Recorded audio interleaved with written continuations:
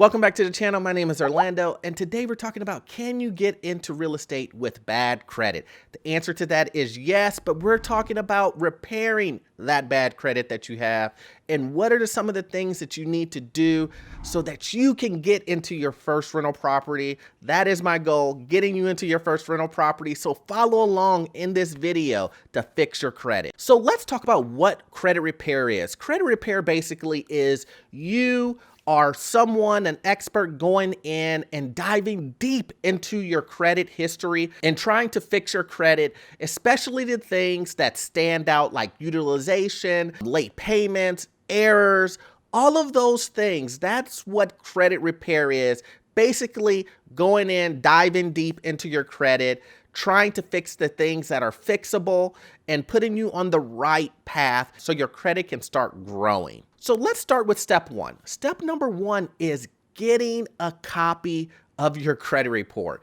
You have to see what's on your credit report to know what you need to fix. And so you want to get a copy of your credit report to see exactly what the late payments were, what your actual score is, if there's any errors on your credit report. You want to see all these things. And to help you out, I have a link in my description that is an experience that will allow you to get an experience credit report. So go ahead and click on that link to get your credit report and get to find out exactly what your score is. Number two, guys, is disputing any errors on your credit report. Now, this is big, guys. You have to go through your credit report and look and find and see if there are any errors on your credit report. There are a lot of times where, people will think, oh no, there's really no errors on my credit report. But you will go and see sometimes you've made a payment and they counted it late. Sometimes your name and address is wrong. Sometimes there are actual debts on your credit report that aren't yours. And in this day and age of the internet and everybody being able to apply online and everything kind of being streamlined, you want to always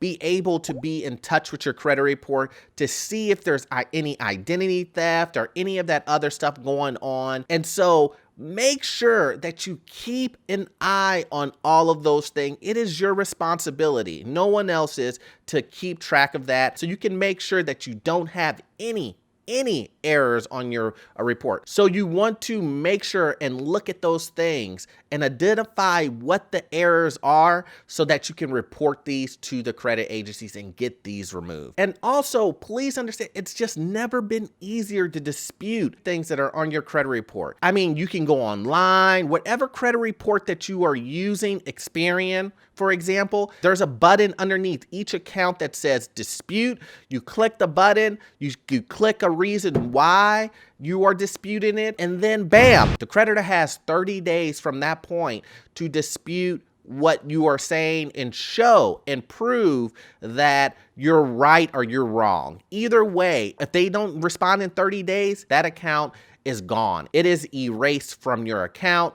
And that's that. Step number three is utilization. It is so important. Utilization is probably one of the fastest ways to get your credit higher. Why is that? Utilization is the ratio between what you spend and what your actual credit limit is. And you divide those two, and that's the ratio that you get. So if you are spending 100% of what available credit you have, your credit score is going to drop because you have to keep the utilization low. You want to keep it at that 20% range, and you don't want to go higher than that, guys. You really don't. So if you stay within that 20% range, then your credit utilization will be a plus to your credit score. But if you max out your credit score, you max it out, your credit score will drop. So what does this mean?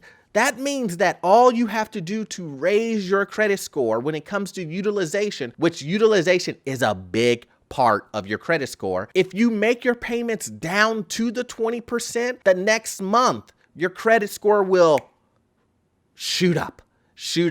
So this is one of the best and fastest ways to get your credit higher if your utilization is what's bogging down your credit. Other than late payments, collections, this is probably one of the fastest ways to fix your credit and get it higher. So once again, you maxed out your credit card, pay it down to that 20% and watch your credit score soar. Go ahead, and if you are having issues with late payments, collections, try to introduce some good credit history by opening up a secure credit card and then going from there. This will be a lot easier to get than your traditional unsecured, because a secure credit card is basically secured with the money that you are putting up front. So go for a secure credit card and make those payments on time. Use it for small things like gas and maybe going out to eat, but then pay that off really quickly. And this will help you establish that good credit history and try to outweigh it with